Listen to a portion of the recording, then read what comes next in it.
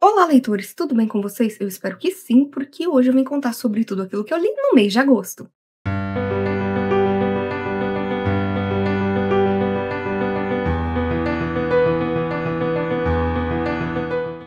Pois é, gente, agosto foi um mês muito especial por aqui, porque foi o mês da primeira maratona do Livro em Livros. Eu aproveitei que era o agosto cósmico, quis fazer algo diferente, e aí, né, resolvi fazer uns desafios, muita gente participou, foi muito bacana, que isso me levou a ler livros muito bons durante o mês. E eu quero contar tudo pra vocês. Então, vamos lá! Bom, gente, o livro que eu menos gostei de ter lido em agosto foi o livro do Projeto Lendo Christie, que foi Nêmesis. Esse livro, ele não foi ruim, tá? Já vou dizer que eu dei pra ele 3 estrelas. Mas aqui a gente tem uma história que segue um outro mistério da Agatha que eu li, acho que em fevereiro desse ano, que é um mistério no Caribe. Que lá a Miss Marple tá no Caribe, né, num hotel, um hóspede acaba sendo assassinado e ela, junto com a ajuda de um senhor que também tá hospedado ali, vão chegar, né, ao fundo desse crime. E em Nêmesis, esse senhor, que já estava doente, estava numa certa idade, acaba falecendo, e aí os seus advogados entram em contato com a Miss Marple e falam que ele deixou para ela uma herança, mas para ela conseguir essa herança, ela vai ter que resolver um caso. Só que eles não têm informação de que caso é esse. Eles não fazem ideia. E aí a Miss Marple vai tentar descobrir o que está acontecendo, né, e por que ele precisava tanto assim da ajuda dela. Esse foi um livro que eu achei interessante a premissa de estar conectado com uma outra história da Agatha. Gostei aqui da Miss Marple como protagonista. Eu sinto que nos primeiros livros da Agatha, com ela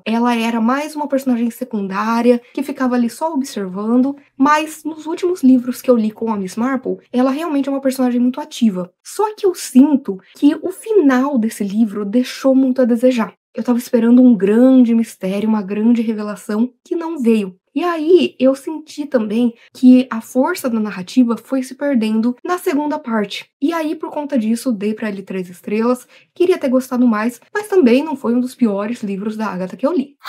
Aí veio Carter and Lovecraft, do Jonathan Howard, e aqui a gente tem a história do Dan Carter, que é um policial. Ele tá investigando ali, né, um crime com seu parceiro, que é um crime bem estranho. Alguma coisa nesse crime faz com que esse parceiro tire a própria vida. O Dan, então, decide sair da polícia, virar um investigador por conta própria, só que, de repente, ele vai ali receber uma herança de uma pessoa que ele nem conhece, que deixou pra ele um lugar em Providence, Rhode Island, que, pra quem não sabe, é onde o H.P. Lovecraft, pai do cosmicismo, vivia. E quando Carter chega lá, ele se depara com aquele lugar sendo uma livraria. E quem tá tomando conta dessa livraria? A Emily Lovecraft, que é aí a última descendente do H.P. Lovecraft. E, logicamente, como a gente tá falando aqui de horror cósmico, a gente vai ter muitas coisas estranhas acontecendo e esses dois vivendo um pesadelo na vida real. Gente, vou falar que a narrativa pra mim tava sendo ok. Nada de fantástico, a escrita não era muito boa, mas também não era ruim. A gente não tinha, assim, muita coisa ali pra se apegar, principalmente ao Dan Carter, que eu achei ele um personagem meio blá. Gostei da Emily, queria ver mais dela. E eu também senti que aqui tinham algumas coisas bacanas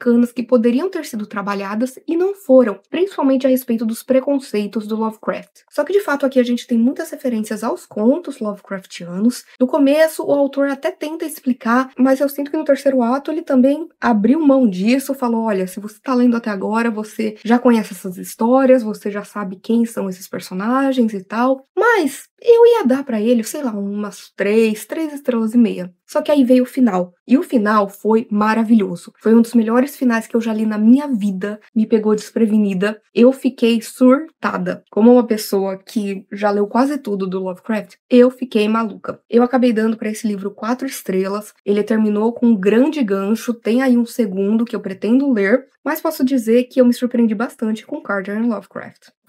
Depois, ainda seguindo aí, né, com histórias Lovecraftianas, eu li H.P. Lovecraft's The Call of Cthulhu, um mangá aí do Go Tanabe que adapta a história mais célebre, né, do Lovecraft, que é o chamado de Cthulhu. E, gente, aqui a gente tem a história de um rapaz que tem ali um tio-avô que estava pesquisando um culto muito estranho a uma entidade cósmica chamada Cthulhu. E, logicamente, esse rapaz vai seguir os seus passos e vai tentar, né, descobrir o que realmente aconteceu aí nesses últimos tempos e quem é essa entidade. Gente, eu já tinha lido algo do Watanabe anteriormente, porque ele adapta muito Lovecraft, e eu não tinha amado tanto assim. Tinha gostado do traço, mas achei que a adaptação não tinha funcionado tanto. Mas aqui funciona. Assim, tem uns momentos em que o mangá, ele acaba ficando mais lento, que muitas vezes é mais partes do conto ali escritas do que de fato ilustrações, mas tem um momento específico do conto em que marinheiros chegam em R'lyeh, onde está guardado Cthulhu, e eles veem uma porta enorme que eles não sabem bem explicar, porque tem aqueles ângulos euclidianos que não se encaixam, que é muito estranho, e quando você tá lendo, é difícil você visualizar muitas das coisas que o H.P. Lovecraft escrevia, porque não são desse mundo. E a maneira como o Watanabe conseguiu representar isso aqui foi incrível. Então, no geral, como eu disse, eu achei que foi uma boa adaptação. Acho que tem partes ali que poderiam ser melhor trabalhadas, mas, de fato, as ilustrações, a arte funciona muito aqui, e eu acabei dando para este mangá 4 estrelas.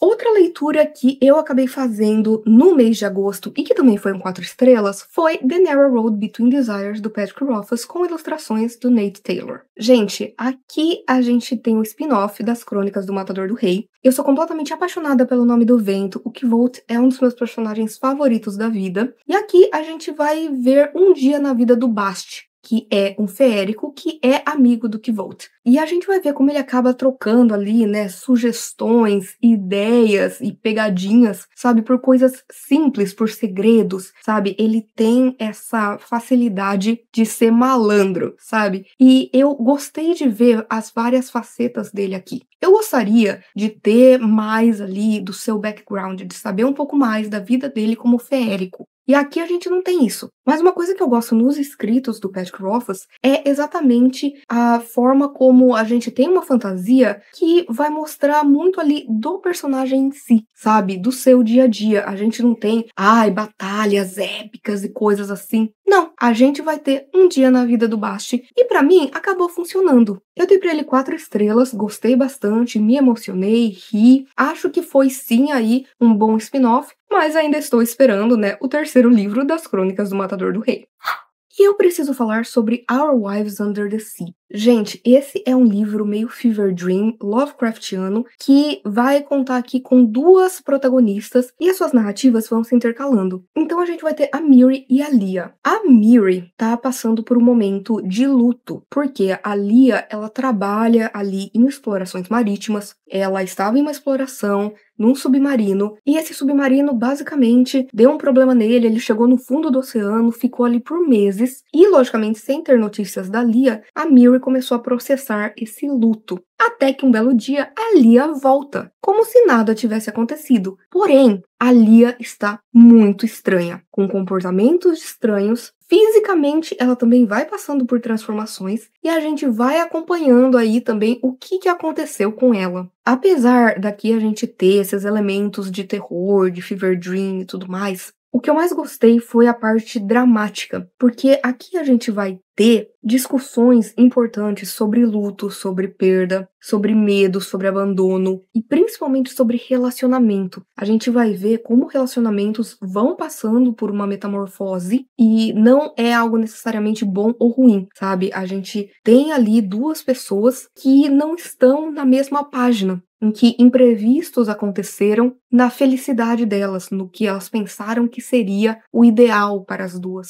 E é muito interessante ver como a autora trouxe tudo aqui. Eu gostei bastante, eu dei pra ele 4 estrelas e meia. Eu quero ler mais coisas da Julia Armfield, porque realmente eu achei muito interessante perceber que eu entrei esperando aí uma pegada totalmente Lovecraftiana, e o que mais me surpreendeu foi encontrar algo extremamente realista do dia a dia, se a gente simplesmente se colocar no papel dessas mulheres e perceber o que foi acontecendo e qual que é a analogia que está sendo feita aqui.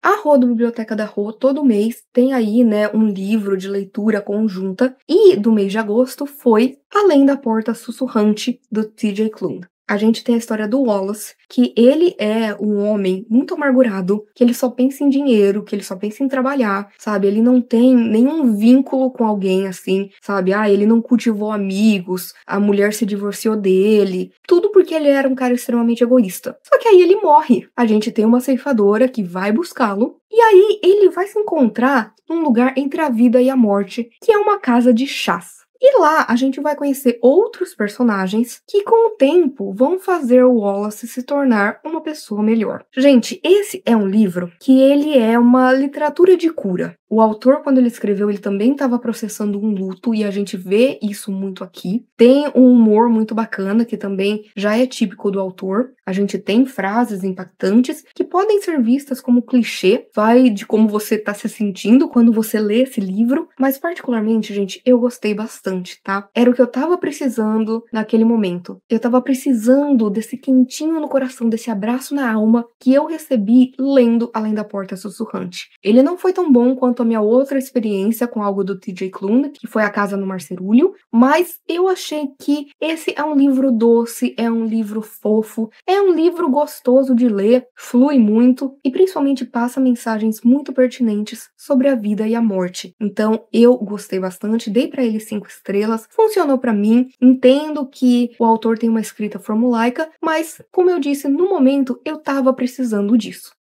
E aí, gente, eu li um livro que me fez surtar, que é We Used to Live Here. Se eu não me engano, o título em português é Nós Já Moramos Aqui. Aqui a gente vai ter a Eve, né, uma moça que tá esperando sua esposa chegar do trabalho e alguém toca a campainha. Quando ela vai ver, tem ali, né, na sua porta uma família, pai, mãe, filhos. E aí o homem fala: olha, a gente estava passando por aqui numa viagem e eu resolvi parar porque eu já vivi aqui quando eu era pequeno e eu queria mostrar, né, o lugar para os meus filhos. E aí a Eve, que não sabe dizer não, fala: ai, tudo bem, rapidinho, entra, dá uma olhada. Só que a partir do momento que essa família entra ali, coisas estranhas começam a acontecer. E mais do que isso, não existe uma pessoa que consiga tirar essa família de lá por conta das coisas bizarras que vão acontecendo. Gente, esse livro, ele me fez surtar. Eu não tenho como explicar ele. Ele me lembrou muito um filme que eu adoro, chamado Coherence, mas eu sinto que a questão aqui, ela ainda assim vai para um outro lugar que você não tá esperando. Mas é um livro que vai te intrigando, que conforme você entra na história, você sente que tem alguma coisa errada. Ele é terror,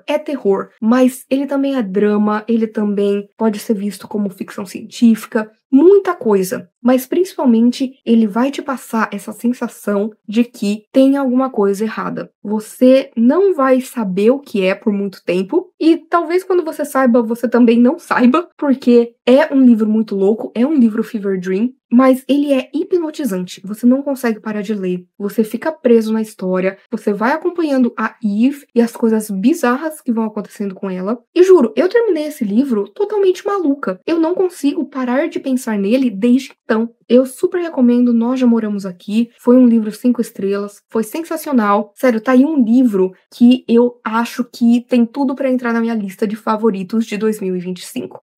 E por último, mas não menos importante, a melhor leitura que eu realizei em agosto, gente, foi O Sol é para Todos, da Harper Lee. Sério, esse livro ganhou o Pulitzer, é amado por muitas pessoas, é favorito de muita gente e finalmente eu entendi o porquê. Aqui a gente vai acompanhar a Scout, né, em uma cidadezinha ali, né, mais pro sul dos Estados Unidos, na década de 30, onde a segregação racial ainda ocorria, e a gente vai ver que ela tem ali, né, a sua vidinha, como ela é a narradora, ela vai contando do seu dia na escola, vai contando do vizinho misterioso, vai contando, né, das peripécias com seu irmão, com os amigos que ela tem e tudo mais. Só que ela tem um pai, que é o Atticus Finch, que é advogado, e ele está defendendo um homem preto depois dele ser acusado de algo terrível e que ele não cometeu. Só que, gente, a gente está falando de um lugar extremamente racista, numa época em que o racismo era uma coisa que, ai não, as pessoas falam ali e tal, tanto que me incomodou algumas vezes quando eu tava lendo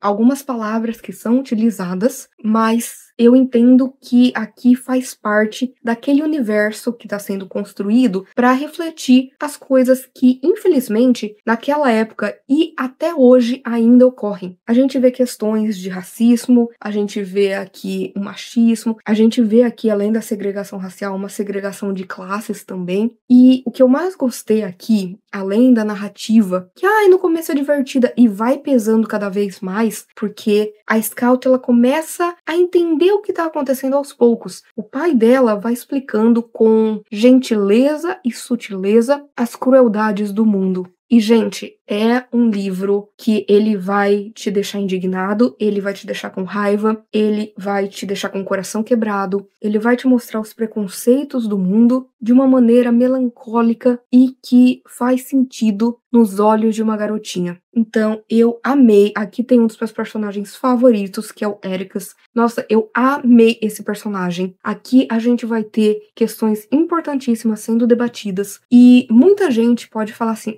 mas vai ter a questão do complexo do Salvador Branco, e eu entendo isso. Eu não acho que é o caso, mas eu estou falando, do ponto de vista de uma mulher branca, Então, não é meu lugar de fala. Mas a percepção que eu tive quando eu li foi que a Harper Lee, nos anos 60, estava querendo denunciar o que aconteceu no passado, o que estava acontecendo ainda e, na verdade, o que continuaria a acontecer com o passar dos anos. Então, eu gostei bastante, eu achei que é um livro extremamente importante, necessário, por ser um livro que é banido, em tantos lugares. Ele é banido exatamente porque ele vai falar muito sobre empatia, além de todas as questões sociais que a gente vai ter ao longo da história. Então foi um 5 estrelas, um livro favorito, foi maravilhoso, foi uma experiência de leitura que eu vou levar comigo pro resto da vida.